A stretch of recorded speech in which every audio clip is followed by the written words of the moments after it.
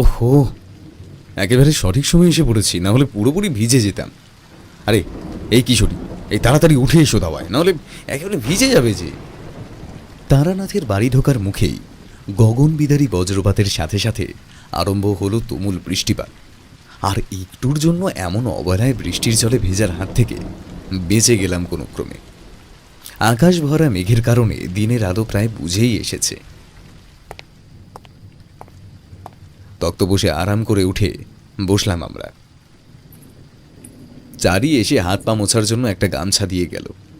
ভালোভাবে গা হাত মুছে অপেক্ষা করতে লাগলাম তারানাথের জন্য। আমাদের এমন ব্যাকুল আগ্রহ দেখে চারি বলল, আচ্ছা, আপনারা বসুন কাকাবাবু, আমি বাবাকে ডেকে দিচ্ছি বরং। এই বলে চারি ঢুকে গেল সোজা ঘরের ভেতর। আমি আর কিশোরী তন্ময় দৃষ্টিতে তাকিয়ে থাকলাম বাইরের পানে। দেখতে লাগলাম বৃষ্টির বাহার। বিশাল বিশাল নারকেল আর সুপারি গাছের মাথাগুলো এদিক ওদিক দুলতে থাকলো প্রচণ্ড ঝোড়ো বাতাসের সাথে সাথে। সেগুলোকে দেখে মনে হয় যেন এক্ষুনি পটপট শব্দে ভেঙে পড়বে নিচে। কখন এলে হে? বৃষ্টিতে ভিজে গেছো নাকি? হাসি হাসি মুখে কথাগুলো বলতে বলতে তারানাথ তক্ত বসে এসে বসল। ও সামান্য একটু ভিজে গেছি ঠাকুরমশাই, ওতে কিছু হবে না। চারি এসে 3 পেয়ালা চা আর একটি পাত্রে তেল চুপচুপে মুড়ি রেখে গেল। কিশোরী পাত্র থেকে এক মুঠো মুড়ি তুলে তা মুখে পড়ে চিবোতে চিবোতে বলল, এমন বৃষ্টি বাদলার আবহে আপনার বলা ওই অদ্ভুত গল্পগুলো না শুনলে আমাদের যেন কোনো কাজেই মন বসে না। ঠাকুরমশাই, আপনি বরং একটা জমজমাট গল্প বলুন দেখি। কিশোরীর কথায় তারানাথ ভয়ানক রকমের চটে গেল। মেজাজের সাথে সে বলল, এই হলো তোমাদের বড় দোষ। বলি আর ঠিক কতবার বলবো যে আমি কোনো রং চড়ানো সাজানো গোছানো বা নেহাত মন গড়া গল্প বলি না। যা বলি তা আমার অতীত জীবনে ঘটা বাস্তব অভিজ্ঞতার একেবারে সত্য কাহিনী। কিশোরীর ওপর আমার নিজেরই কেমন যেন রাগ হলো। এক এক সময় সে হুটহাট করে এমন এমন বেখাপ্পা কথা বলে দেয় যে সকল পরিস্থিতি হাতের বাইরে চলে যাওয়ার উপক্রম হয়। আমি সমগ্র বিষয়টা সামাল দিতে অতি শীঘ্র বললাম, ঠাকুরমশাই, আপনি কিশোরীর কথা এমন ক্রোধান্বিত হচ্ছেন কেন? জানেন তো ওর স্বভাব। আপনি বরং আপনার অতীত জীবনে ঘটা কোনো এক গা ছমছমে এক অভিজ্ঞতার কাহিনী বলুন তো। কতদিন আপনার মুখ নিঃসৃত কোনো কাহিনী শোনা হয় না। তারানাথের উদ্দেশ্যে পাসিং শোয়ের প্যাকেটটা বাড়িয়ে দিতেই তার মুখে একটা অদ্ভুত উজ্জ্বলতা নজরে পড়ল আমার। মনে হলো তারানাথের রাগ এবার যেন খানিকটা প্রশমিত হলো। সিগারেটের প্যাকেট খুলে একটি সিগারেট বের করে তাতে অগ্নিসংযোগ করল। তারপর তৃপ্তির সাথে সিগারেটে টান দিতে দিতে বলল, আচ্ছা আচ্ছা, ঠিক আছে ঠিক আছে। এই মুহূর্তে একখানি রোমহর্ষক কাহিনী আমার খুব মনে পড়ছে, সেটাই বলি, শোনো তবে। আমি আর কিশোরী এই বাদলার শীতল আবহের মাঝে একটু নিজেদের উষ্ণতা বাড়িয়ে নিতে বেশ গা ঘেঁষাঘেঁষি করে বসলাম। সিগারেট খাওয়া শেষ হলে অবশিষ্টটুকু তারানাথ নারকেলের মালায় গুজে দিয়ে যথাক্রমে শুরু করলো তার গল্প বলা। একটা সম্পূর্ণ অন্ধকার ঘর, মিশমিশে কালো পর্দার মতো ঘরটার চতুর্দিক যেন বেষ্টন করে রয়েছে জমাট বাঁধা গাঢ় অন্ধকার। ঘরের প্রতিটি কোণে অন্ধকার আর ধুলো মিলে মিশে রয়েছে সেখানে। এক কোণে আছে একটা ছোটখাটো তক্তা। তক্তার কাছে জ্বলতে থাকা মিটিমিটি দুটি লণ্ঠনের শিখার সামান্য হলুদ আলো খুব অল্প পরিসর জুড়ে ছড়িয়ে পড়ছে। তক্তার মধ্যে ছটফট করছে এক গর্ভবতী নারী। অসহনীয় প্রসব বেদনার কাছে কাইল হয়ে পড়েছে সে। দু হাতের মুঠোয় বারে বারে খামচে ধরছে বিছানার চাদরটিকে। নারীটির আর্তনাদ ছড়িয়ে পড়ছে ঘুমন্ত পুরীর ন্যায় বিশাল বাড়িটার প্রতিটি কোণায় কোণায়। বাইরে ঝড় উঠেছে, সে ঝড়ের তাণ্ডব লীলার শব্দ ভেসে আসছে বন্ধ ঘরের অন্দরে। ঝড়ের আওয়াজের কাছে ক্রমে চাপা পড়ে যাচ্ছে গর্ভবতী জননীর সেই সেই প্রাণপণ চিৎকারের শব্দ। ঘরের ভেজানো দরজাটা এবার ক্যাঁচ ক্যাঁচ শব্দ করে ধীর গতিতে খুলে যেতে লাগলো। বিদ্যুতের ঝলকানিতে দেখা গেল তিনটে ছায়া মানব এসে দাঁড়িয়েছে ঘরের ঠিক প্রবেশ মুখের সামনে। অন্ধকারের জন্য ওদের কারোরই মুখমণ্ডল পরিষ্কার নয়, কেবলমাত্র দৈহিক আকার ও আয়তনের আবছা আভাস দেখে আন্দাজ করা যায় ওই তিনজনের মধ্যে একজন নারী এবং বাকি দুইজন পুরুষ। সাপুদের ন্যায় নিঃশব্দে ওরা প্রবেশ করলো অভ্যন্তরে। চুপটি করে এক প্রান্তে দাঁড়িয়ে রইল ঠায়, যেন যেন অধীর আগ্রহের সাথে প্রহর গুনতে লাগলো কোনো এক বিশেষ কাজ সম্পাদনের আশায়। গুরু গুরু মেঘের গর্জনকে ছাপিয়ে গেল ওই গর্ভবতীর চিৎকার। তবে তার সেই আত্মচিৎকারের সাথে এবার বেরিয়ে এলো এক সদ্যজাত শিশুর কান্নার মিহি আওয়াজ। বাচ্চাটি ভূমিষ্ঠ হতেই সেই তিনজন ছায়ামূর্তির মধ্যে নারী মূর্তিটি এগিয়ে গেল তার পানে। নবজাতকের উলঙ্গ দেহ পরিষ্কার করে তুলে নিল লণ্ঠনের আলোক শিখার সামনে। মৃদু আলোর নিকটে দেহটা ধরতেই ধিক্কার সূচক ভঙ্গিমায় একরাশ বিরক্তির সাথে দাঁতে দাঁত চেপে সে বলল, পোড়ামুখী হতভাগী কোথাকার! তবে এই ছিল তোর পেটে? এর জন্য এত যত্ন আত্মি এত ধরো ধরো করেছি তোকে? হায় রে হায়, পোড়া কপাল আমার! ওরে সর্বনাশী, একখানি বংশ প্রদীপ চালানোর মতো ক্ষমতা নেই তোর? নারী ছায়া মূর্তিটা ঘৃণা আর সীমাহীন ক্ষোভে যেন ফেটে পড়ল। হাতে ধরা শিশুটিকে ছুঁড়ে ফেলে দিল ওর জননীর পাশটিতে। বাকি দুই ছায়া মানবের মধ্যে একটি হতে ভারী বয়স্ক পুরুষ কণ্ঠ ভেসে এলো। কি হলো গো গিন্নি? তবে কি? হ্যাঁ গো হ্যাঁ, এবারে বউ মেয়ের জন্ম দিয়েছে। তিনবার মরা ছেলের জন্ম দিয়ে এবার চতুর্থ বেলায় জীবিত কোনো বাচ্চার জন্ম দিল ঠিকই, কিন্তু তাও কিনা আবার কন্যা সন্তান। বলি বলি আমার কথা মিলল তো এইবার?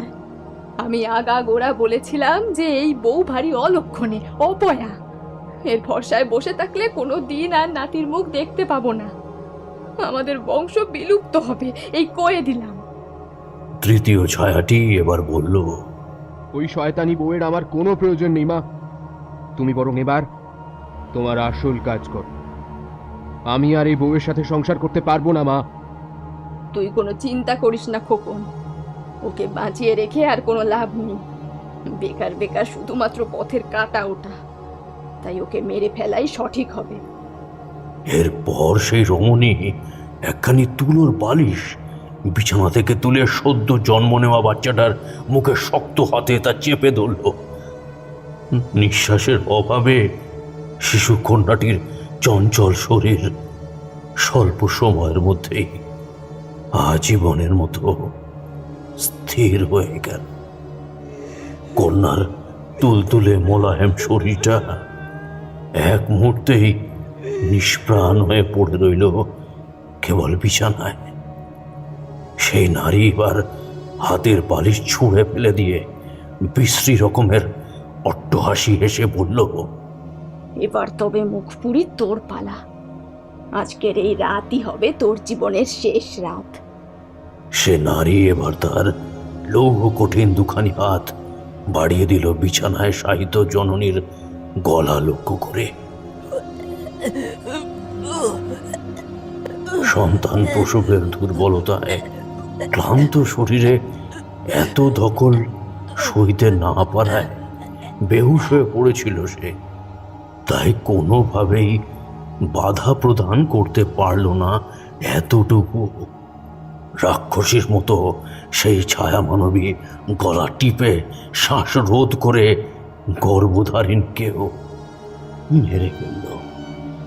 বহুদিন ধরে তককে তককে ছিলাম এবং শেষবারের মতন ওকে সুযোগও দিয়েছিলাম আমি, কিন্তু আর নয় মা। ও মেয়ের মৃতদেহ ফেলার ব্যবস্থা করো কেউ, শুধু মনে রেখো যা করবে তা খুব গোপনে করবে। এ কথা যেন ঘুণাক্ষরেও কাকপক্ষীতে টের না পায়, আর তোমাদের যেন কেউ দেখে না ফেলে। তৃতীয় ব্যক্তি খানিক নিচু স্বরে বলল, তোমার কোনো চিন্তা নাই মা, সব ব্যবস্থা পরিকল্পনা মাফিক করাই আছে। আমি কোলে করে নিয়ে গিয়ে ওদের মা আর মেয়ের মৃতদেহ দুটোকে ফেলে দিচ্ছি ওখানে।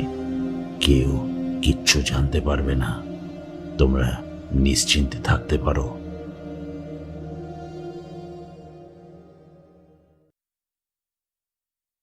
একটা নির্জন পুকুর পাড়ে মস্ত তেঁতুল গাছের নিচে হেলান দিয়ে বসতেই কখন যেন তন্দ্রাভাব নেমে এসেছিল দু চোখে।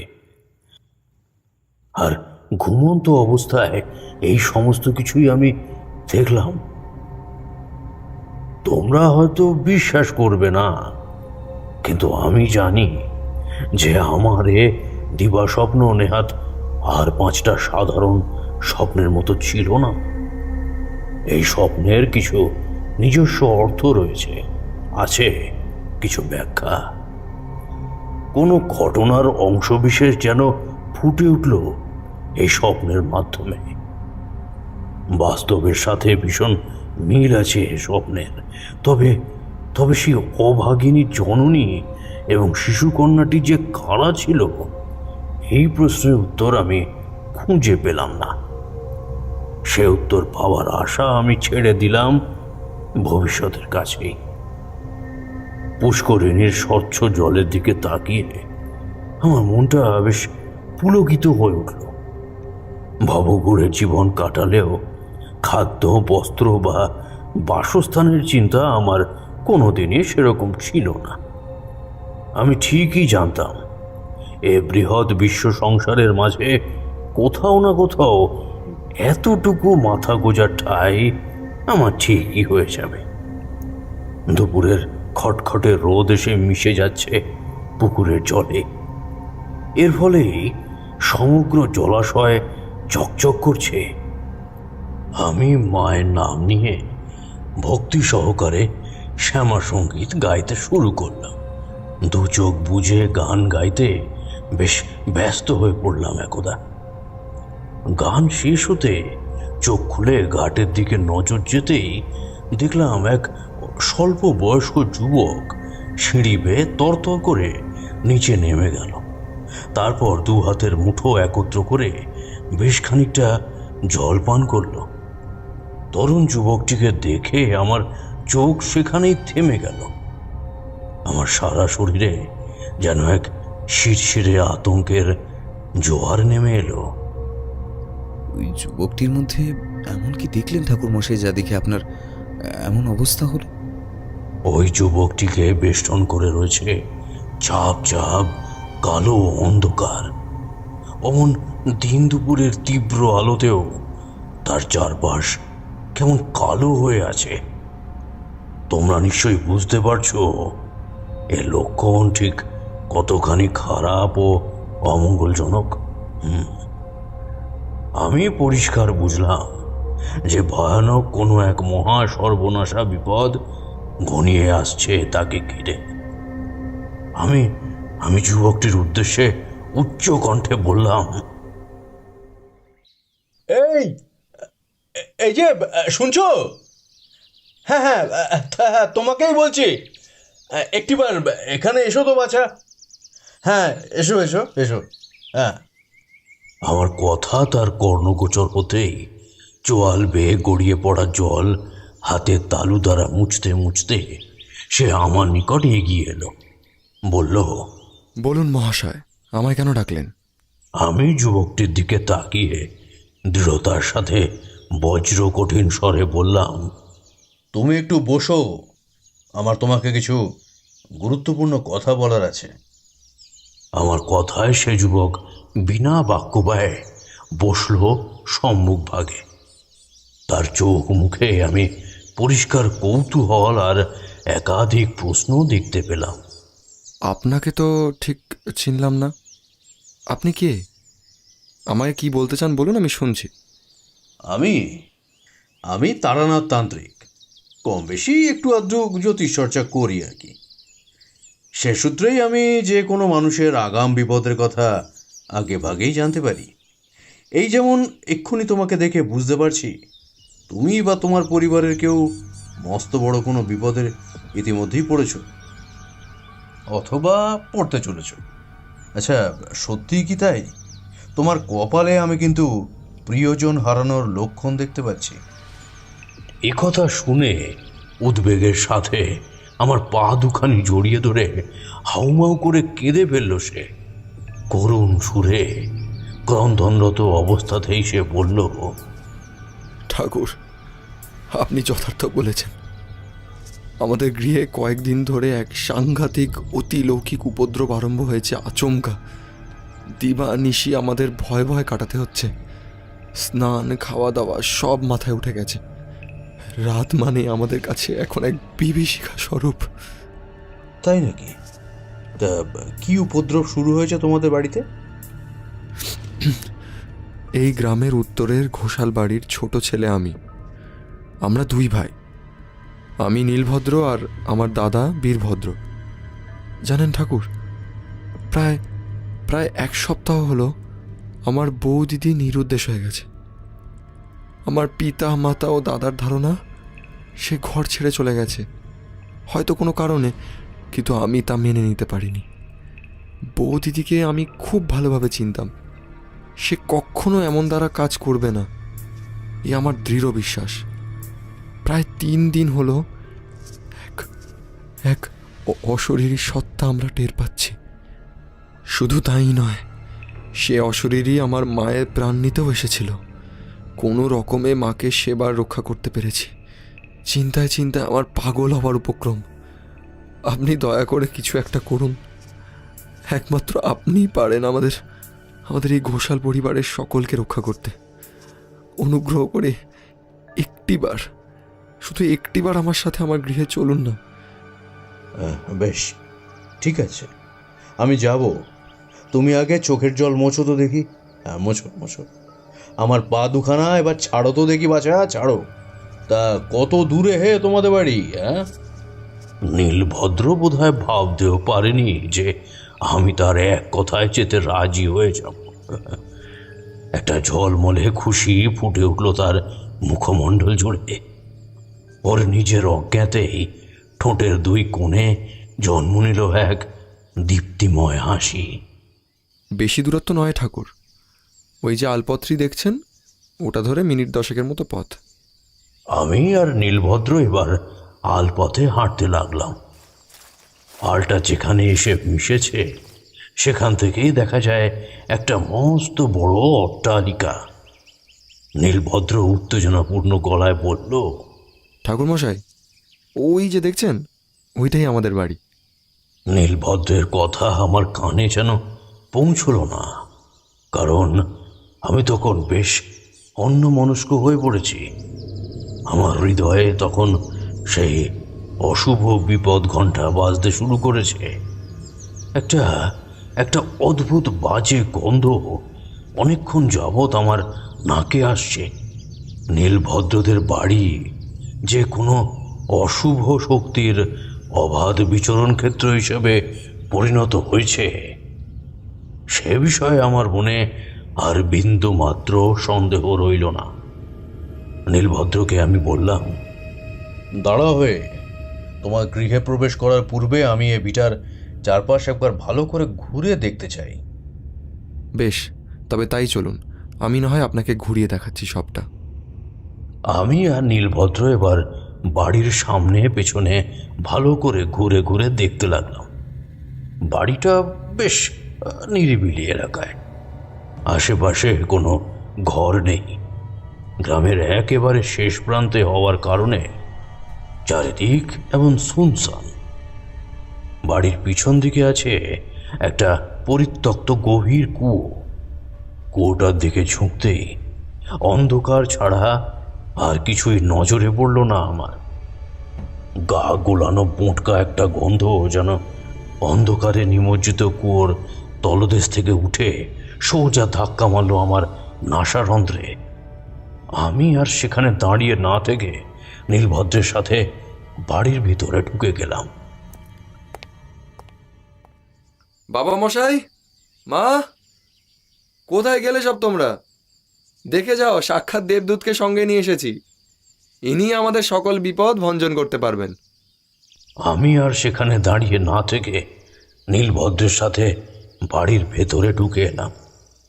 নীলভদ্রের এমন হাঁক ডাকে বাড়ির অন্দর থেকে বেরিয়ে এলো এক মধ্যবয়স্ক পুরুষ এবং এক নারী। শিলভদ্র তাদের সাথে পরিচয় করিয়ে দিল আমার।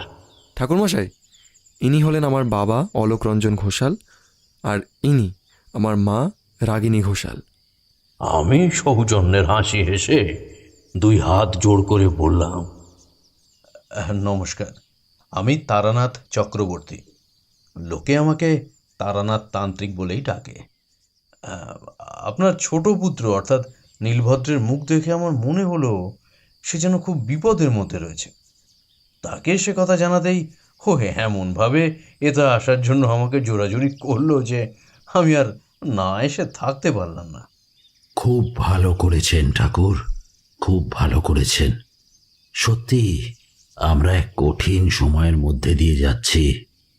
আচ্ছা বাবা মশাই, দাদা কোথায়? কই, তাকে তো দেখতে পাচ্ছি না। জানি না হে নীলভদ্র, তোমার দাদার মতিগতি বোঝা বড় দুরদায় হয়েছে। সে কখন যে ঘরে থাকে আর কখন যে বেরিয়ে যায় তা সে নিজেই জানে। আসলে ওর মন মেজাজ পুরোপুরি ভেঙে গেছে। নীলভদ্রের মা অর্থাৎ রাগিনী দেবী এবার বললেন, আচ্ছা ঠাকুরমশাই, আপনি এবার হাত পা ধুয়ে নিন। আমি বরং আপনার জন্য একটু দই, চিঁড়ে আর পাকা আম আর কলা নিয়ে আসি। তাকে আমি বারণ করলাম, কিন্তু সে আমার কোনো কথাই কানে তুলল না। অগত্যা তাই আমাকে খেতে বসতেই হলো। একখান জল চৌকিতে বসে আমি আর করছি, ঠিক এমন সময় বাড়ির প্রধান ফটক দিয়ে ভেতরে ঢুকে এলো এক যুবক। মাথায় উস্কো খুস্কো ঝাঁকড়া চুল, চোখের নিচে কালি পড়ে গেছে, দু চোখ যেন কোটরে ঢুকে গেছে। সব মিলিয়ে তার অবস্থা বেশ আশঙ্কাজনক। তাকে দেখলেই বোঝা যায় সে খাওয়া দাওয়া প্রায় ছেড়েই দিয়েছে। যুবকটির পানে নীলভদ্রের নজর পড়তেই সে বলল, ঠাকুরমশাই, ওই যে আমার দাদা বীরভদ্র এসে পড়েছে। দাদা, আরে দাদা, আরে একবারটি এদিকে আয় তো। নীলভদ্রের কথা যেন শুনতেই পেল না বীরভদ্র। সে যে কোনো গভীর চিন্তায় মগ্ন রয়েছে তা উপস্থিত সকলেই পরিষ্কার বুঝলাম। অবশেষে নীলভদ্র বেশ জোরালো শব্দে আবারও তাকে ডাকতেই এবার যেন সে সম্বিত ফিরে পেল, আমাদের দিকে এগিয়ে এলো। ফ্যাল ফ্যাল করে স্থির দৃষ্টিতে বীরভদ্র তাকিয়ে থাকলো খানিকক্ষণ। তারপর আচমকাই সবাইকে অবাক করে দিয়ে কান্নায় ভেঙে পড়ল ছেলেটা। কাঁদতে কাঁদতে সে বলল, ও ও ও আমাদের আমাদের ছাড়বে না, ছাড়বে না, কিছুতেই ছাড়বে না। প্রাণের বদলে প্রাণ নেবে সে। তবেই তবেই তবেই তবেই শান্ত হবে। তখন কি আর বুঝেছিলাম যে অন্যায়ের মাসুল এইভাবে প্রাণের বিনিময়ে নেবে। আমাকে আমাকে আমাকে আপনি ক্ষমা করুন ঠাকুরমশাই, ঠাকুরমশাই ক্ষমা করুন। মৃন্ময়ীর আত্মা আমাকে মেরে ফেলবে। বীরভদ্রকে আর একটিও কথা কইতে দিল না তার মা। দৌড়ে এসে ছেলেকে নাড়া দিয়ে বাজখাই গলায় ধমকে সুরে সে বলল, আহ বড় খোকা, চুপ কর, চুপ কর বলছি। কি সব উল্টো পাল্টা বকে চলেছিস বলতো? বলি মাথাটা কি একেবারে গেছে নাকি তোর? যা যা, ঘরে যা, তাড়াতাড়ি ঘরে যা কইছি, যা। বীরভদ্র এবার ফিরে এলো বাস্তবের জগতে। মায়ের মুখের দিকে তাকিয়ে বড় বড় চোখে একটা শুকনো ঢোক গিলে যেন কোনো রকমে পলায়ন করল সে। বীরভদ্র চলে যেতেই রাগিনী দেবী বহু কষ্টে কৃত্রিম হাসির রেশ এনে পরিস্থিতিকে স্বাভাবিক করতে চাইলেন। বললেন, আপনি ওর কথায় কিছু মনে করবেন না ঠাকুর। আসলে ওর বউটা ভারী বদ ছিল, ছেড়ে চলে গেছে তো, তাই সেই দুঃখ ভুলতে পারছে না কিছুতেই। শোকে যেন একেবারে পাথর হয়ে গেছে। বড় খোকা যে কি করছে, কি যে বলছে, তা ওর নিজেরই অজানা।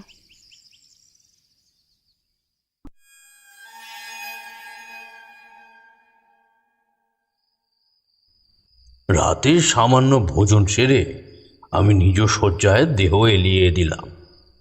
খোলা জানলার দিকে চোখ যেতেই দেখলাম এক ফালি হলদেটে চাঁদটাকে। ধীরে ধীরে তাকে ঢেকে ফেলছে মেঘের দল। ভালো করে গোটা আকাশটায় একবার চোখ বোলাতেই বুঝলাম সেখানে আর একটিও নক্ষত্র জীবিত নেই। সবই চাপা পড়ে গেছে গাঢ় মেঘের অন্তরালে। নিকটবর্তী বাঁশ ঝাড় থেকে ছুটে এলো অনেকগুলো শৃগালের সমবেত চিৎকার। সে চিৎকার শুনলে মনের গহীনে লুকিয়ে থাকা ভয় নামক অনুভূতিটা জাগরিত হয় একটু একটু করে। জানালার খুব কাছ দিয়ে উড়ে গেল একটা বাদুড়। বাড়ির শেষ প্রান্তের সীমানায় গজিয়ে ওঠা বিশাল আগাছাটার ঝোপটা যেন নাড়িয়ে ছুটে চলে গেল কেউ। আমার মনের মধ্যে সেই পরিচিত বিপদ সংকেতটা আবার বিদ্যুৎ ঝলকের মতো যেন ঝলসে উঠল। আমি বেশ টের পেলাম এ রাত মোটেও সুবিধের নয়, এ রাত অনর্থের, এ রাত মহা অমঙ্গলের।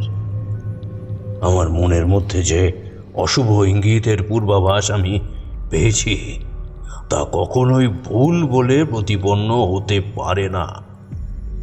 বর্তমানে গোটা আকাশের মধ্যে কোথাও আর এক ফোঁটা আলো রইল না। হাওয়ার গতিবেগ ক্রমে ক্রমে বাড়তে থাকলো। শোঁ শোঁ শব্দের দ্রুত বাতাসের সাথে প্রকৃতির মাঝে যেন নরকের অতল আধার হতে উঠে আসতে লাগলো কোনো অতৃপ্ত আত্মা।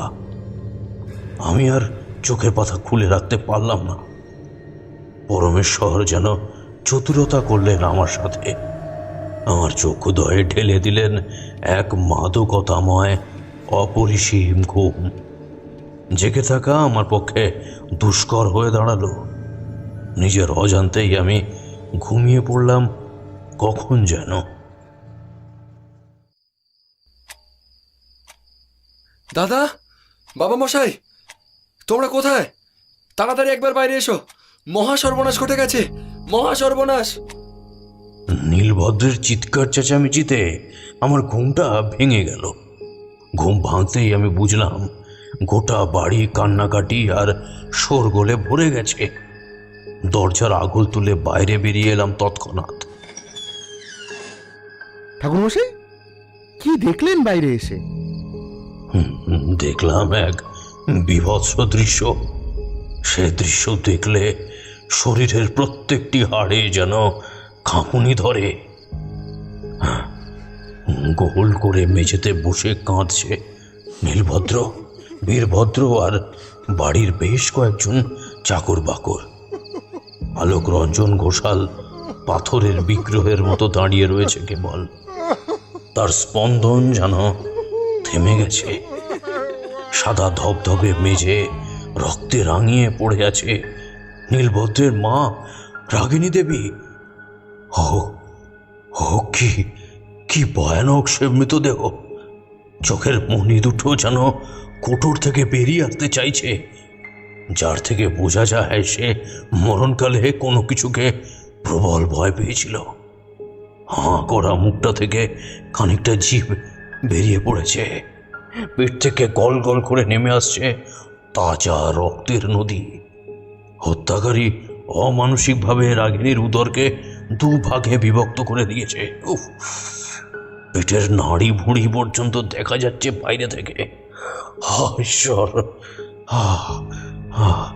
আমার চোখ এবার গেল মরদেহের পাশে শ্বেত পাথরের উপর রক্ত দিয়ে লেখা একখানি ছড়ার দিকে।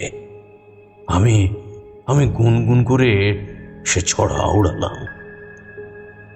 সেটা ছিল এরকম: ছেলে ছেলে করিস এত, ছেলে কি হাতের মোয়া? মেয়ে হলেই যত বোঝা, তোদের পাপ যাবে না মোটে ধোয়া। আমি আর সেখানে না দাঁড়িয়ে বাইরে বেরিয়ে এলাম। আমার মাথায় ঘুরপাক খেতে লাগলো কেবল ওই ছড়াটাই: ছেলে ছেলে করিস এত, ছেলে কি হাতের মোয়া? মেয়ে হলেই যত বোঝা, তোদের পাপ যাবে না মোটে ধোয়া। বাড়ির পিছনের দিকে আসতে একটা রিন রিনে হাসির সুর আমি শুনতে পেলাম। কান খাড়া করে বুঝলাম ওই হাসির সুরের সাথে মিশে আছে এক সদ্যজাত শিশুর কান্নার আওয়াজ। কুয়োটার দিকে এগুতে দেখলাম যা ভেবেছিলাম ঠিক তাই। এই অদ্ভুত আওয়াজ উঠে আসছে কুয়োর গর্ভ হতে। তবে তবে ওর ভেতরের দিকে তাকিয়ে কিছু দেখার বৃথা চেষ্টা আমি করলাম না, কারণ যেখানে দিনের আলোতেই দৃষ্টি যায় না, সেখানে রাতের এমন তিমিরাচ্ছন্ন প্রকৃতির মাঝে তার অভ্যন্তরে কি রয়েছে তা দেখার চেষ্টা করা মানে জেনে শুনে বিফল হওয়া। বাজে গন্ধের জেরে আমার গা উলট পালট করে উঠল, তাই আর ওই স্থানে দাঁড়ানো আমার পক্ষে সম্ভব হলো না। আমি বুঝতে পারলাম না ঠিক কি রহস্য লুকিয়ে রয়েছে এ কুয়োর অভ্যন্তরে। অন্ত্যেষ্টিক্রিয়া সম্পন্ন হলে সব যাত্রীদল ফিরে এলো গৃহে। মাতৃবিয়োগে নীলভদ্রকে দেখে আমার ভারী কষ্ট হলো। সমস্ত কাজকর্ম মিটিয়ে উঠতে উঠতেই কেটে গেল গোটা দিনটা।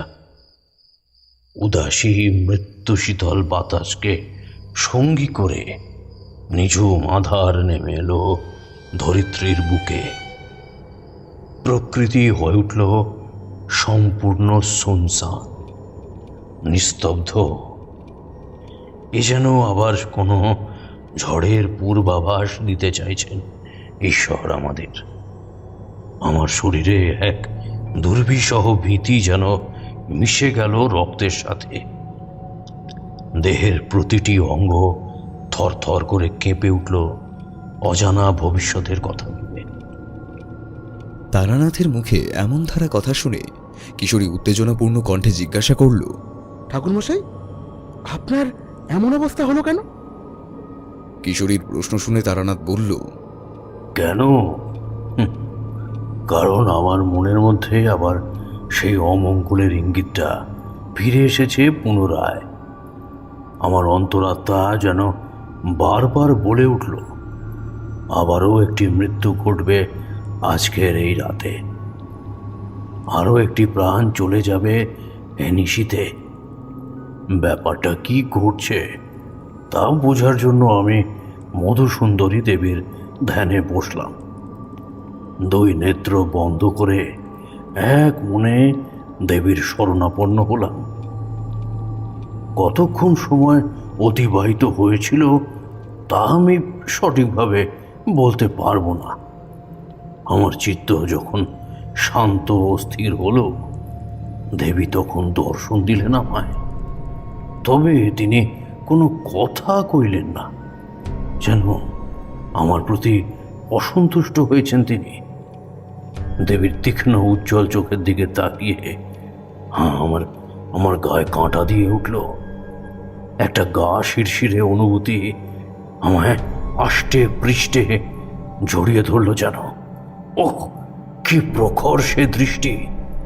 সেই দৃষ্টির তীব্রতার কাছে আমি যেন বড় অসহায়, বড় তুচ্ছ। ওই দৃষ্টির হাত থেকে রক্ষা পেতে আমি ধ্যান ভঙ্গ করলাম। দেবীর এমন বিভৎসরূপের মুখোমুখি হওয়া আমার পক্ষে সম্ভব হলো না। আমি উঠে দাঁড়ালাম। একটা ভৌতিক নারী কণ্ঠের কোমল হাসির সুর আমার কানে এলো।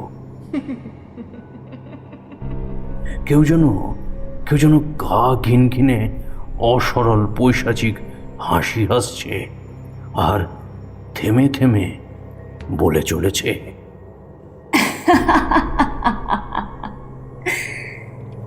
ছেলে ছেলে করিস এত, ছেলে কি হাতের মোয়া? মেয়ে হলেই যত বোঝা, তোদের পাপ যাবে না মোটে ধোয়া। আমি পোড়ামুখী হতভাগী, তাই না? ও মনে পড়েছে, তোদের কথায় অলক্ষ্মী অপয়াও তো বটে। তোরা মানুষরূপী আস্ত নরকের শয়তান। আমার কথা তো না হয় আমি বাদই দিলাম, কিন্তু একজন নবাগত সন্তানকে খুন করতেও তোদের হাত কাঁপলো না? পাপ করলে তার শাস্তিও কিন্তু ভোগ করতে হয়, এটা বুঝি তোদের ধারণা ছিল না, তাই না?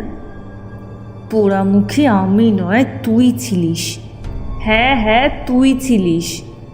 একজন মেয়ে হয়েও অপর আর একজন মেয়ের কষ্ট বুঝলি না। তোদের তো শাস্তিই প্রাপ্য, সন্তান হোক ছেলে কিংবা মেয়ে, সে তো ঈশ্বরের দান। আমাদের উচিত তাদের হাসি মুখে আনন্দের সঙ্গে গ্রহণ করা, কিন্তু তোদের তো বংশ রক্ষা করার হাজারো অন্ধ চিন্তা ছিল, যেই চিন্তায় তোরা দিবানিশি ডুবেছিলিস। আমি আমার মেয়ের নাম রেখেছি পাতাল কন্যা। জন্মের পরে যাকে হত্যা করে পাতালের গহীন গহ্বরে ছুঁড়ে ফেলে দেওয়া হয়, তার নামকরণ পাতাল কন্যা যথাযথ হবে বলেই আমি মনে করি।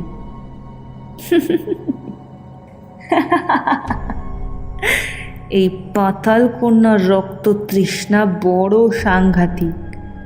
সে তার অপমৃত্যুর কারণে থাকা প্রত্যেকটা মানুষের রক্ত পান করেই তবে শান্ত হবে, নচেত নয়।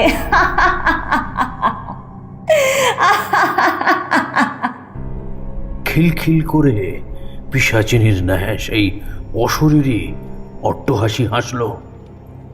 এরপর আমার নজর পড়ল বারান্দার একটা অন্ধকারে ঢাকা এক কোণের পানে। সেথায় নড়াচড়া করছে একটি নারীর অবয়ব। তার হাতের চকচকে শানিত নখগুলির দ্বারা প্রবল আক্রোশে এবং অসীম প্রতিশোধ স্পৃহায় বারে বারে দেওয়ালের সাথে ঘষছে। তার কোলে পুটলির মতো কাপড়ে জড়ানো কিছু একটা আছে। সেই নারীর দুইখানি জলজলে চোখ দুটিতে যেন বিদ্যুৎ ঝলসে উঠছে। ঠোঁটের ধার হতে টস টস শব্দে গড়িয়ে পড়ছে লালা। অধরষ্ঠের দুই পাশে উদ্ঘাটিত হয়েছে দুটি বৃহৎ দন্ত। মাথার চুল লতানো সাপের মতো এলোমেলোভাবে নেমে এসেছে তার ঘাড় বেয়ে। তার হাতে ধরা পোঁটলা খানিক নড়ে চড়ে উঠল, যেন একটা নাকি সুরের সদ্যজাত শিশুর ক্রন্দন ধ্বনি ভেসে এলো সেখান থেকে। অবুঝ বাচ্চা কাঁদছে দেখে তার অশরীরী মা তাকে আদর করতে করতে শান্ত করার চেষ্টা করলো। ও এই যে, কাঁদে না মা আমার, কাঁদে না। এই তো আমি। কি হয়েছে সোনা মা আমার? ও বুঝেছি, খিদে পেয়েছে না তোমার? এই তো, রক্ত খাবে? হ্যাঁ, রক্ত, টাটকা তাজা উষ্ণ রক্ত, তোমার তো খুব প্রিয়। এই তো মা, এই তো, চলো চলো, একদম কাঁদে না সোনা মা আমার। ও এই তো দেবো তো রক্ত মা, কাঁদে না কাঁদে না। সেই অশরীরী আর ওই আধারের মাঝে না দাঁড়িয়ে কোথায় যেন চলে গেল অনহনিয়ে। আমি পরিষ্কার বুঝলাম সে তার পরবর্তী হত্যা করতে উদ্যত হয়েছে। কিন্তু তার এবারের শিকার কে? কে হতে চলেছে ওই অশরীরীর পরের খাদ্য? এই অশরীরী আসলে কে? এই পরিবারের সাথে তার এত শত্রুতাই বা কেন? আমিও আর সেখানে না দাঁড়িয়ে সেই অতৃপ্ত আত্মার পিছু নিলাম। অশরীরী এসে থামল আলোকরঞ্জন ঘোষালের কক্ষের ঠিক সম্মুখে। আমি দেখলাম বন্ধ দরজাটা খুট করে খুলে গেল নিজের থেকেই। চাপা অন্ধকারে পরিপূর্ণ ঘরের ভিতরে ঢুকে গেল সে। নিশ্চিত বিপদ ঘনিয়ে এসেছে বুঝে আমিও প্রবেশ করলাম ওই গৃহের ভিতরে। ভিতরে ঢুকতেই আমি যা দেখলাম তাতে আমার পা যেন মেঝের সাথে আটকে গেল। কি দেখলেন আপনি? বিছানার মধ্যে শায়িত আলোকরঞ্জন ঘোষালের ঠিক পাশেই উবু হয়ে বসে আছে সেই অশরীরী। তার কোলের শিশুটি এখন বিছানায় রাখা। সেই অতৃপ্ত আত্মার মুখখানি পুরোপুরি ঝুঁকে পড়েছে ঘোষাল কর্তার দেহের উপর, যেন তার শরীরের গন্ধ নিঃশ্বাস ভরে নিচ্ছে সে। কদর্য হাসি হেসে উঠল সেই অশরীরী। আমি তাকে আটকানোর জন্য মন্ত্রপাঠ করতেই যাব, আচমকা এমন সময় কোথা থেকে যেন এক গুঁড়ো ইন্দ্রজালের সৃষ্টি হলো আমার সামনে। আস্তে আস্তে চৈতন্য বিলুপ্ত হলো আমার। আমি শত চেষ্টা করেও দুই চোখ খুলে রাখতে সক্ষম হলাম। শেষবারের মতো আবছা দেখলাম ওই অশরীরী হাসতে হাসতে তার কঠিন হাতের মুঠোয় চেপে ধরেছে অলোকরঞ্জন ঘোষালের গলা। নখের আঘাতে ছিন্ন ভিন্ন হয়ে যাচ্ছে ঘোষালের নরম ত্বক। বীভৎসভাবে রক্তের নদী নির্গত হচ্ছে সেই ক্ষতস্থান থেকে। হাতের রক্ত চেটে চেটে খাচ্ছে সে নিজে, আর খাওয়াচ্ছে তার মেয়ে অর্থাৎ পাতাল কন্যাকে। ঠাকুরমশাই, কি হয়েছে আপনার? এভাবে মেঝেতে পড়ে আছেন কেন? আপনার কি শরীর খারাপ হয়েছিল? আরে ও ঠাকুরমশাই, এ কি পিতামশাই, আপনার এ কি হাল? এই এই এত রক্ত কেন? হে ঈশ্বর, হে ঈশ্বর, এ কি সব ঘটছে আমাদের সাথে? কাল মায়ের এমন অপমৃত্যু, আর আজই কিনা পিতামশাইও আমাদের ছেড়ে চলে গেলেন। এ কার গুঞ্জর পড়লো ঠাকুর আমাদের উপর? কে ওই প্রেতাত্মা যে আমার বাবা মাকে কেড়ে নিল? ধড়পড় করে উঠে বসলাম আমি। আমার একটু একটু করে মনে পড়ে গেল জ্ঞান হারানোর ঠিক আগের মুহূর্তে দেখা ঘটনাক্রম। নীলভদ্র মৃত পিতার বুকে মুখ গুছে ফেলেছে চরম অসহায়তায়। বীরভদ্র যেন কাঁদতেও ভুলে গেছে। বাড়ির কাজের লোকেরা নিজেদের মধ্যে বলা বলি করছে কি সব। আমার মনটা ভারী খারাপ হয়ে গেল নীলভদ্রের দিকে তাকিয়ে।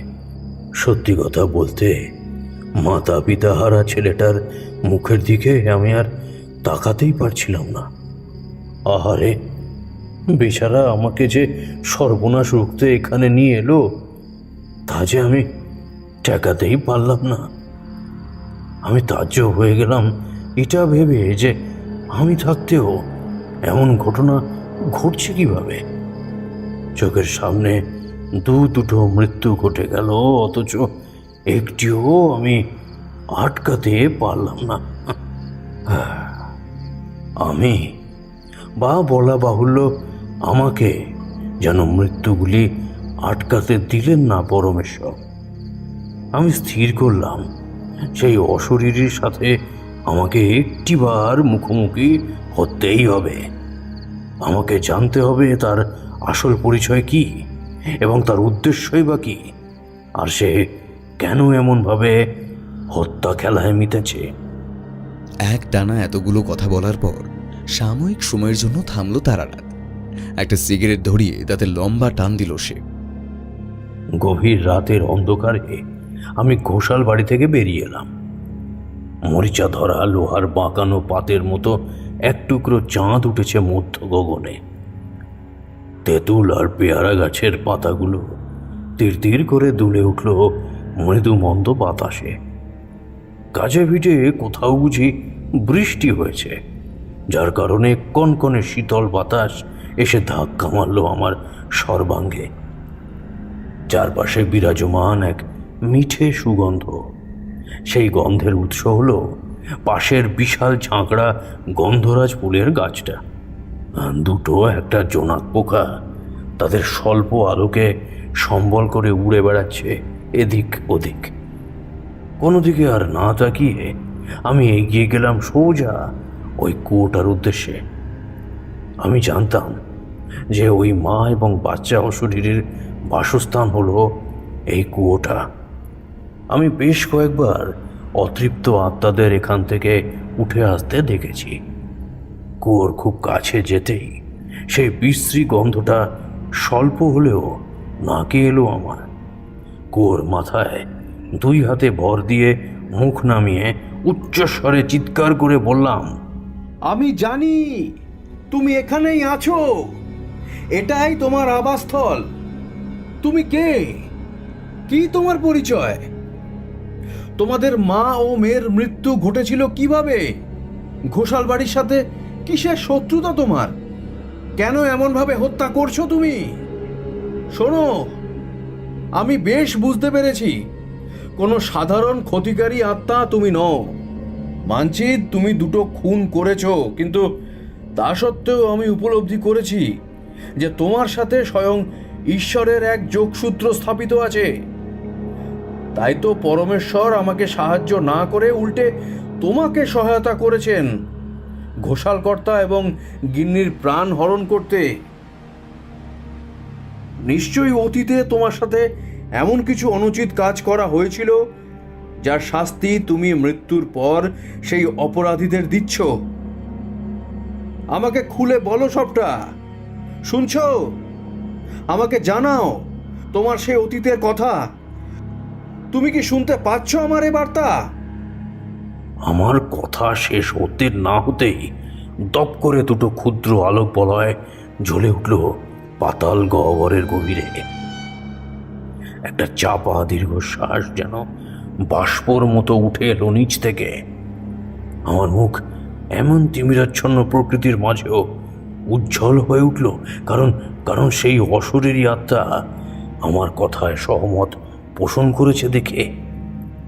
আমার কানে এলো গুনগুন করে বলা সেই পরিচিত ছড়াটার কয়েকটা স্তবক।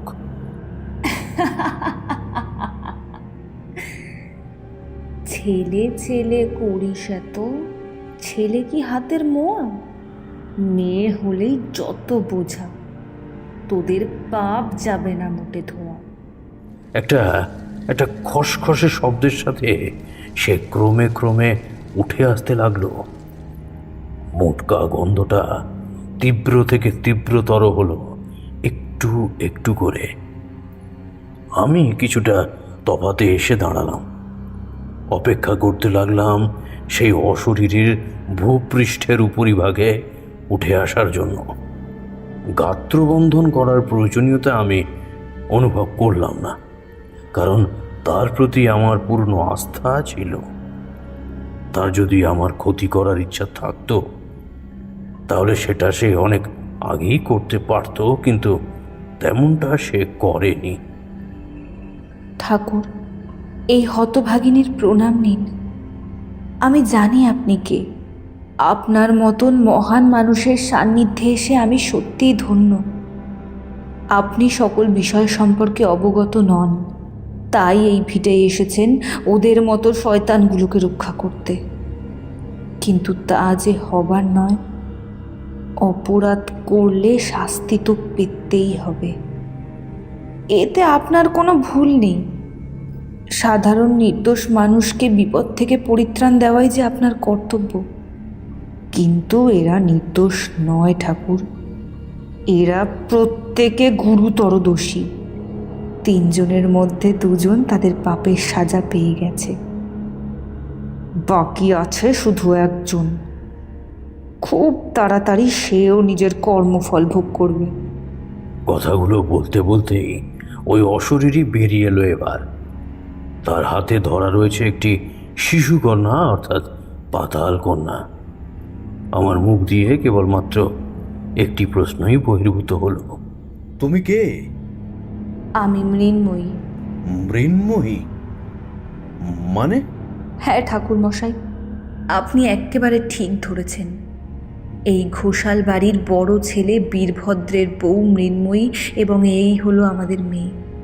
ঠাকুরমশাই, আপনি এই বাড়িতে আসার আগে দিবা স্বপ্নে যেই গর্ভধারিণী এবং তার সদ্য জন্মানো মেয়েকে হত্যা হতে দেখেছিলেন, তারা আর অন্য কেউ ছিল না, ছিলাম আমি এবং আমার এই মেয়ে। আর যেই 3 জন ছায়া মানব সেই গর্ভধারিণীকে খুন করেছিল, তারা ছিলেন আমার শ্বশুর, শাশুড়ি এবং ওই শয়তান স্বামী। ওদের বেঁচে থাকার কোনো অধিকার নেই। আমি বাঁচতে দেব না, আমি ওদের কাউকে বাঁচতে দেব না, কাউকে না। আমার স্বামী অর্থাৎ বীরভদ্র আমার আর আমার মেয়েকে খুন করে ফেলে দিয়েছিল ওই কুয়োর গভীরে। সবার মধ্যে রটিয়ে দিল মৃন্ময়ী নাকি এবারেও মরা বেটা প্রসব করেছিল। আর পরপর এতবার মরা ছেলের জন্ম দেওয়ার আত্মগ্লানিতে রাতের অন্ধকার থাকতে থাকতেই কাউকে কিছু না বলে সে চলে গেছে কোথাও। এই সব বলে ওরা গোপন করলো আসল সত্যটাকে। ঘোষাল বাড়ি এমনিতেই লোকালয় থেকে বেশ কিছুটা দূরে, তাই মৃতদেহের পচা গন্ধ কেউ টেরও পেল না। মৃন্ময়ীর এই করুণ ইতিহাস শুনতে শুনতে আমার কপালে রাগের ভাঁজ পড়ল। আমার মুখ যেন রক্তিম বর্ণ ধারণ করলো ধীর গতিতে। 2 চোখ হয়ে উঠল বিস্ফারিত। নিজের প্রতি আমার নিজেরই কেমন যেন রাগ হলো। নীলভদ্রের কথা শুনে অগ্র পশ্চাৎ বিচার বিশ্লেষণ না করে, ভালোভাবে সবটা খুঁটিয়ে না দেখে সাহায্য করতে চাওয়াটাই আমার মূর্খামি হয়েছে। হ্যাঁ, আমি মৃন্ময়ীর পিতাত্মার দিকে তাকিয়ে জিজ্ঞাসা করলাম, আচ্ছা, নীলভদ্র এসবের সাথে কোনোভাবে জড়িত নয় তো? না না ঠাকুর, ভাই এইসবের কিছুই জানেন না। সে সত্যিই নির্দোষ। আমায় যথেষ্ট ভক্তি শ্রদ্ধা করত কেবলমাত্র ওই। বৌদিদিকে যেন চোখে হারাতো সে। বীরভদ্রের মতে মরা ছেলের জন্ম দিয়েছিলাম বলে আমি হলাম কুলক্ষণা, আমি নাকি অপয়া। আচ্ছা আপনিই বলুন না, জন্ম মৃত্যুর ওপর কি আর আমাদের হাত থাকে বলুন? আমি কি ইচ্ছাকৃতভাবে আমার গর্ভের সন্তানকে মেরে ফেলতাম? মেয়ে নয়, ওদের বংশ রক্ষার জন্য প্রয়োজন ছিল ছেলের, আর আমি সেই চাহিদা পূরণ করতে পারিনি বলে আমায় মেরে ফেললো ওরা। মৃন্ময়ীর সাথে হওয়া এমন নিকৃষ্টতম অন্যায়ের বিবরণ শুনে আমি নিজেও যেন বাকরুদ্ধ হয়ে গেলাম। ঘোষাল বাড়ির মানুষগুলোর প্রতি রাগে আমার গা যেন রিরি করে উঠল। নিজের ক্রোধ বহু কষ্টে প্রশমিত করলাম আমি। তুমি একেবারে সঠিক কাজ করেছো মা। অন্যায়ের সাথে কোনোদিনও আপোষ করতে নেই। এবারে আমি বুঝলাম কেন দেবী আমাকে তার বিভৎস রূপ দেখিয়েছিলেন, কেন তিনি আমার প্রতি রুষ্ট ছিলেন। কারণ তিনি আমাকে বোঝাতে চেয়েছিলেন আমি যাদের সাহায্য করতে আপ্রাণ চেষ্টা চালাচ্ছি তারা তার যোগ্য ব্যক্তি নয় তারা। তোমার কোনো চিন্তা নেই মৃন্ময়ী, আমি আর তোমায় বাধা দেওয়ার বৃথা চেষ্টা করব না। কাল দিবালোকের আলো ফুটতেই আমি এই ঘোষাল বাড়ি পরিত্যাগ করব। সবটা জানার পর ওই পাপিষ্ঠদের সাথে থাকা আমার পক্ষে আর সম্ভব নয়। মৃন্ময়ীর প্রেত মূর্তি আবার ঝাঁপিয়ে পড়ল কুয়োর ভিতরে। আমিও গটগট করে ফিরে এলাম ঘোষাল বাড়িতে। রাতের নিস্তব্ধতা খান খান করে দিয়ে চিৎকার করে বললাম, নীলভদ্র, বীরভদ্র, কোথায় তোমরা? দ্রুত একবার এখানে এসো। নীলভদ্র, বীরভদ্র। নীলভদ্র বিধ্বস্ত শরীরে ছুটে এলো। বীরভদ্র তাড়াতাড়ি হাজির হলো। ছেলে করিস তো? ছেলে কি হাতের মোয়া? মেয়ে হলেই যত বোঝা, তোদের পাপ যাবে না মোটে ধোয়া। কি হে বীরভদ্র, এই ছড়ার অর্থ নীলভদ্র না বুঝলেও তুমি নিশ্চয়ই বুঝতেই পারছো। তোমাদের করা সমস্ত অন্যায়ের জারিজুরি ফাঁস হয়ে গেছে আমার কাছে। সত্যকে চাপা দেওয়া কি এতই সোজা? যারা মনে করে সত্যকে গোপন করা যায়, তাদের মতো মূর্খ এই জগতে আর কেহ নাই, কেহ নাই। নীলভদ্র ভাঙা ভাঙা গলায় বলল, কি হয়েছে ঠাকুরমশাই? আপনি এত রেগে আছেন কেন? আমি এমন রেগে আছি কেন তা তুমি বরং তোমার দাদাকে জিজ্ঞাসা করো হে নীলভদ্র। তুমি নিজেও জানো না যে তোমার বৌদিদির সাথে ঠিক কি ঘটেছিল। তোমার বৌদিদি মোটেও নিরুদ্দেশ হয়ে যায়নি। মৃন্ময়ী এবারে জন্ম দিয়েছিল এক ফুটফুটে বাচ্চা মেয়ের। মেয়ে সন্তান জন্ম দেওয়ার কারণে তোমার পিতা মাতা এবং দাদা আতুর ঘরেই তাদের হত্যা করে ওদের মরদেহ লুকিয়ে ফেলে দেয় ওই বাইরের কুয়োর মধ্যে। আর তোমার মতো এই সকলকে বলে যে সে নাকি অন্য কোথাও চলে গেছে স্বেচ্ছায়। তোমার পিতা মাতাকে তাদের নিজের কৃতকর্মের শাস্তি দিয়েছে মৃন্ময়ী আত্মা। এবার এবার পালা তোমার দাদার। আমার কথা বিশ্বাস না হলে তুমি বরং তোমার দাদার কাছেই কৈফিয়ত চাও। যে অশরীরীকে এ বাড়িতে ঘুরতে দেখা যায় সে তোমার বৌদিদির আত্মা ব্যতীত আর অন্য কেউ নয়। পুত্রবধূ গৃহত্যাগ করায় অলোকরঞ্জন ঘোষাল এবং রাগিনী সহ বীরভদ্রের শোক প্রকাশ ছিল নেহাতি মিথ্যা অভিনয়। বীরভদ্র বেশ কয়েকবার মুখ ফসকে বলে ফেলতে গিয়েছিল সে কথা, কিন্তু তোমার মা চালাকি করে তা গোপন করে গিয়েছিল এবং ওকে ধমকে চুমকে চুপ করিয়ে দিয়েছিলেন। বীরভদ্র ছুটে এসে আমার পা জড়িয়ে ধরে প্রাণ ভয়ে অঝোর ধারায় কাঁদতে কাঁদতে বলল, ঠাকুরমশাই ক্ষমা করুন, মৃন্ময়ীর আত্মা আমাকে মেরে ফেলবেন। আমি তাকে পা থেকে ঠেলে মুখ বিকৃত করে বললাম, আহ, ক্ষমা? তোমার মতো নরাধমের মুখে ক্ষমা শব্দটা মানায় না বীরভদ্র, মানায় না। একজন নিরীহ মেয়েকে, এমনকি নিজের সন্তানকেও শেষ করে দিতে তুমি দ্বিধাবোধ করোনি? ছি! না হতে পেরেছ একজন আদর্শ স্বামী, না হতে পেরেছ একজন ভালো পিতা। তুমি সমগ্র পুরুষ জাতির কলঙ্ক। এই গরিষ্ঠ ঘৃণ্য অপরাধের জন্য তোমার মৃত্যুদণ্ডই শ্রেয়, বুঝলে? মৃত্যুদণ্ড। ছি ছি দাদা, ছি! ভাবতেও পারছি না তোমরা এত নীচ প্রকৃতির মানুষ ছিলে। ছি ছি ছি ছি ছি ছি! লজ্জায় আমার যেন মাটিতে মিশে যেতে ইচ্ছা করছে। ঠাকুরমশাই, আপনি অনুগ্রহ করে আমায় ক্ষমা করুন। এই সমস্ত কিছু জানলে আমি কখনোই আপনাকে এখানে আসার জন্য অনুরোধ করতাম না। যারা আমার বউ দিদিকে হত্যা করেছে, আমি তাদের শাস্তি চাই। সে যতই আমার আপনজন হোক না কেন, আমি তাদের শাস্তি চাই। এতে তুমি ক্ষমা চাইছো কেন? তুমি একজন ছেলে হয়ে নিজের পরিবারকে রক্ষা করতে চেয়েছিলে। এই চাওয়া তো কোনো অন্যায় নয়। নীলভদ্র, আমি ভোরের আলো ফুটতেই বিদায় নেব। আর এখানে থাকা আমার পক্ষে সম্ভব নয়। বীরভদ্র অবশ্যই তার যোগ্য শাস্তি পাবে, তা কেবলমাত্র সময় সাপেক্ষ ব্যাপার। তুমি একটা কাজ করো, তুমি লোকজন দিয়ে ওই কুয়োটিকে মাটি দিয়ে বুঝিয়ে দিও। এতে তোমার বৌদিদি এবং তার মেয়ে অর্থাৎ পাতাল কন্যা শান্তি পাবে। তাছাড়া পাতাল কন্যাকে পাতালে রাখাই শ্রেয়। ওরা ওখানেই ভালো থাকবে। আচ্ছা ঠাকুরমশাই, আপনি যেমনটা বলেছেন তেমনটাই হবে। উষার আলো পরিষ্কার হতেই আমি বেরিয়ে পড়লাম ঘোষাল বাড়ি থেকে। মনটা বড় টান ছিল ঘরের প্রতি, তাই আমি রওনা দিলাম বাড়ির উদ্দেশ্যে।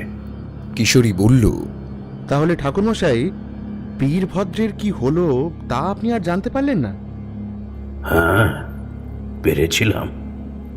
মাসখানেক পর হঠাৎ একদিন ওই গ্রামের পাশ দিয়ে যাওয়ার সময় আমার সাথে ফের সাক্ষাৎ হলো নীলভদ্রের।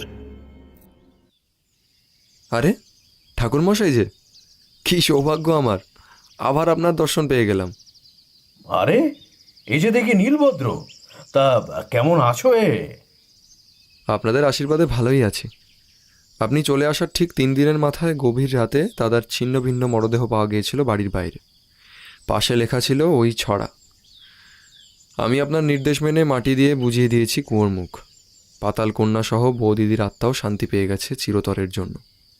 নীলভদ্রের পাশে ঘোমটা টেনে দাঁড়িয়ে থাকা যুবতীটিকে দেখে আমি বললাম, তা নীলভদ্র, এটি কে? দেখুন দেখি কাণ্ড, আসল কথাটাই তো বলতে ভুলে গেছে একেবারে। এ হলো স্বর্ণলতা। গত মাসেই আমাদের বিবাহ সম্পন্ন হয়েছে। জানি বাৎসরিক ক্রিয়া সমাপ্ত না হলে বিবাহ করাটা কোনোভাবেই উচিত না, কিন্তু নানাবিধ সমস্যার কারণে আমাদের গ্রামের পুরোহিত মশাই স্বর্ণলতার সাথে আমার কেবলমাত্র সিঁদুর দানের মাধ্যমে বিবাহ দিয়েছেন। আপনি আমাদের আশীর্বাদ করুন ঠাকুরমশাই। এই স্বর্ণলতা, এনাকে প্রণাম করো। মঙ্গল হোক তোমাদের, মঙ্গল হোক। এরপর আমি আমার গন্তব্যের উদ্দেশ্যে যাত্রা করলাম। বুঝলে হে কিশোরী, জগতের সকল শিশুর মধ্যেই ঈশ্বরের বাস। সন্তান কি গাছের ফল নাকি, হ্যাঁ, যেটা পছন্দ নয় তো ফেলে দিয়ে অন্য আরেকটি পেড়ে নিলাম? সন্তান সে তো ভগবান প্রদত্ত। পরমেশ্বর যার কোলে যাকে পাঠায় তাকে নিয়েই খুশি থাকা উচিত। সংসারে যেমন পুরুষের প্রয়োজন আছে, ঠিক তেমনি সমানভাবে আবার নারীদেরও দরকার আছে। তা না হলে প্রকৃতির ভারসাম্য যে হারিয়ে যাবে। চলো ভাইয়া। ঠাকুরমশাই, আজ তো আমি উঠলাম। হ্যাঁ, সাবধানে যেও তোমরা, কেমন? হ্যাঁ।